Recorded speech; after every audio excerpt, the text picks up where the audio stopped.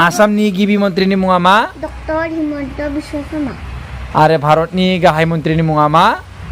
Modi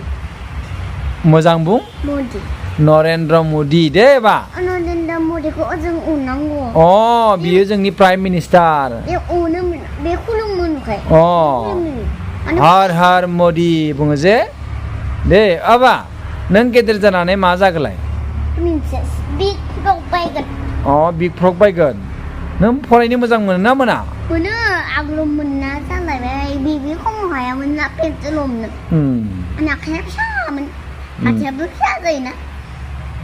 five बोसोराव थाबायनायमोन मा दा मदे खालामनो हाला मा हायोमोन फाइनाय बोसोराव बेबियाव मानो थाबायनो हाया जाबाय नोंनि आइनि मुङा सुसमिता बागलारि नोंनि आबैनि मुङा